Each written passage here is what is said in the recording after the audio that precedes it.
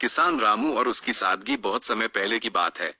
एक हरे भरे गांव में रामू नाम का एक गरीब किसान रहता था। रामू के पास न सोने चांदी के ढेर थे, न ही कोई बड़ी जागीर। उसके पास था तो बस एक छोटा सा खेत और ईमानदार दिल।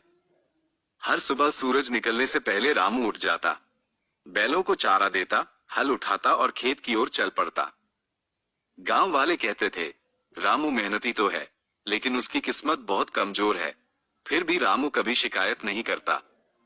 वो हमेशा भगवान से यही कहता, जो भी दिया है प्रभु, उसी में खुश हूँ। उस साल रामू ने सोचा, अगर इस बार फसल अच्छी हो गई तो घर की हालत बदल जाएगी। दिन रात मेहनत करने लगा। लेकिन उसे क्या पता था कि उसकी सादगी को देखने वाला कोई और भी था। जंगल का चालाक बंदर चीकू। रामू के खेत के पास एक घना जंगल था। उसी जंगल में रहता था चीकू नाम का एक बंदर। चीकू साधारण बंदर नहीं था। वो इंसानों की बातें समझता था, उनकी नकल करता था और सबसे बड़ी बात, बहुत चालाक था।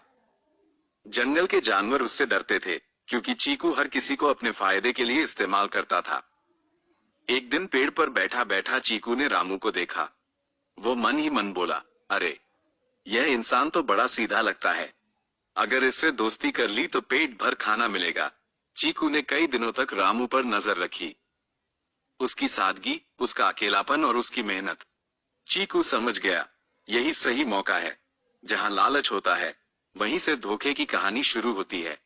किसान और बंदर की पहली मुलाकात। एक दिन दोपहर के समय रामू खेत में काम कर रहा था। अचानक पेड़ से एक आवाज आई, रामू, रामू। रामू चौंक गया। इधर उधर देखा तो सामने पेड़ पर बैठा था चीकू बंदर। रामू बोला, अरे, तुम मुझे कैसे जानते हो? चीकू मुस्कुराया और बोला, मैं रोज तुम्हें देखता हूँ। तुम बहुत मेहनती हो। रामू को पहली बार किसी जानवर ने इतनी समझदारी से बात की थी।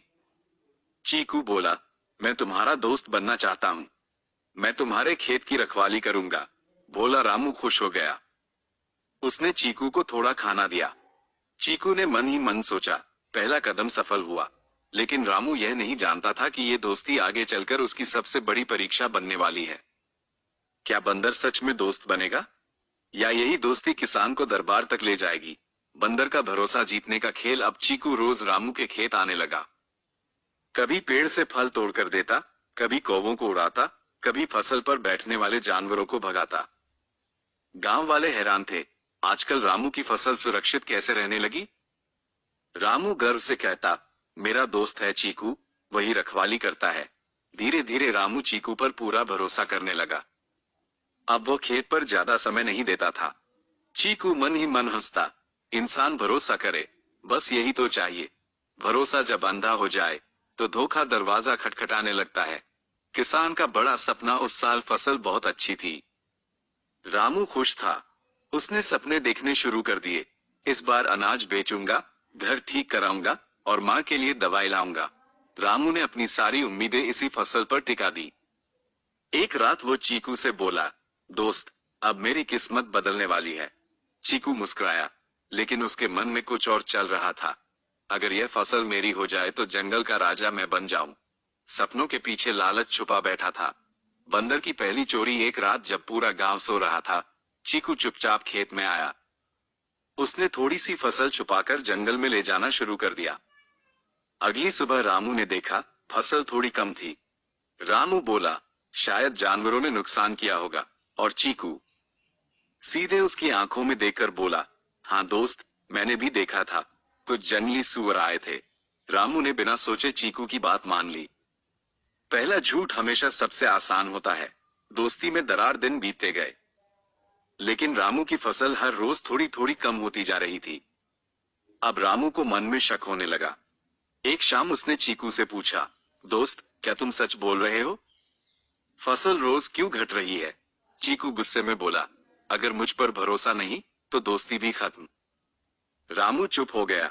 उसने सोचा, शायद गलती मेरी ही है।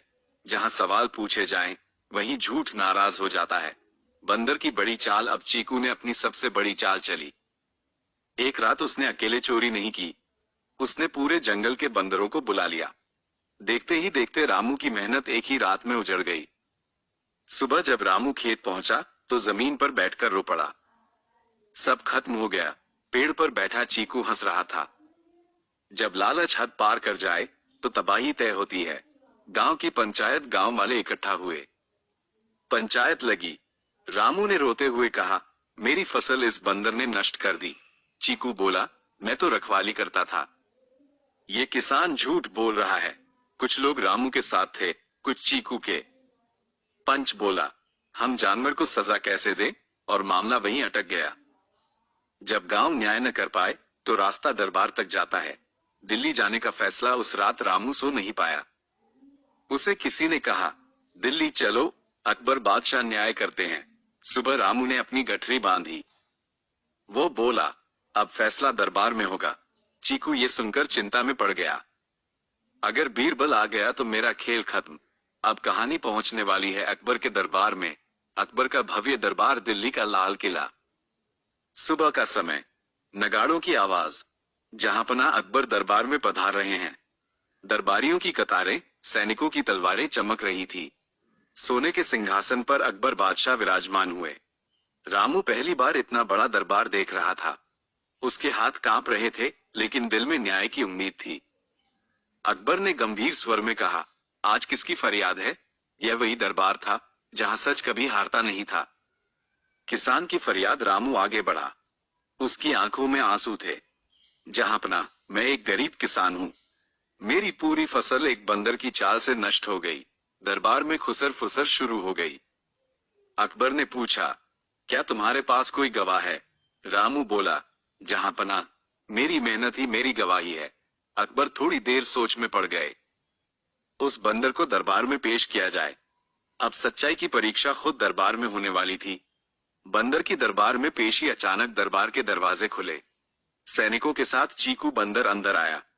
वो डरने के बजाय मुस्कुरा रहा था। चीकू बोला, जहांपना, मैं निर्दोष हूं। मैं तो उस किसान की मदद करता था। दरबारियों को बंदर की चालाक बातें पसंद आने लगी। अकबर उलझन में पड़ गए। सच कौन बोल रहा है? उसी समय एक आवाज आई, जहांपना, अगर इजाजत हो तो मैं कुछ पूछ सकता हूं? सबकी नजरें दरबार के एक कोने पर गईं। अब मंच पर आने वाला था सबसे बुद्धिमान दिमाग। अकबर की उलझन। दरबार में सन्नाटा छा गया। एक तरफ रोता किसान, दूसरी तरफ चालाक बंदर। अकबर बादशाह ने गंभीर स्वर में कहा, दोनों की बातें सुनी, लेकिन सच अभी भी छुपा है। दरबारियों ने अलग अलग राय देनी शुरू कर दी। कोई बोला, बंदर जानवर है, इससे क्या उम्मीद? कोई बोला, किसान भी झूठ बोल सकता है। अकबर ने हाथ उठाकर सबको चुप कराया। जब तक सच सामने न आए, फैसला नहीं होगा। जहां न्याय अटकता है, वहीं बुद्धि की जरूरत पड़ती है। बीरबल की एंट्री। दरबार के कोने से बीरबल आगे आए। चेहरे पर हल्की मुस्कान, आंखों में गहराई। बीरबल बोले, जहांपना, अगर अनुमति हो तो मैं इस मामले की जांच करूं। अकबर मुस्कुराए, बीरबल, हमें तुम्हारी बुद्धि पर पूरा भरोसा है। चीकू बंदर ने मन ही मन सोचा, यह आदमी खतरनाक है। जहां चाले काम ना आए, वहां बीरबल आते हैं। बीरबल की पहली परीक्षा। बीरबल ने चीकू से पूछा, तुम कहते हो कि तुमने चोरी नहीं की? चीकू बोला, हाँ, बिल्कुल नहीं। बीरबल मुस्कुराए, तो ठीक है। तुम्हें आज रात खाने से दूर रहना होगा। चीकू घबरा गया। बीरबल बोले, सच्चे को डर नहीं लगता। चीकू की आंखें इधर उधर घूमने लगी। पहली परीक्षा चालाकों को सबसे ज्यादा डराती है। बंदर की चाल फंसती है रात का समय। दरबार के बाहर चीकू भूख से परेशान था। वो चुपके से रसोई की तरफ बढ़ा। उसी समय सैनिकों ने उसे पकड़ लिया।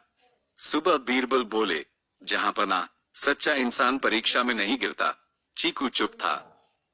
झूठ की उम्र हमेशा छोटी होती है।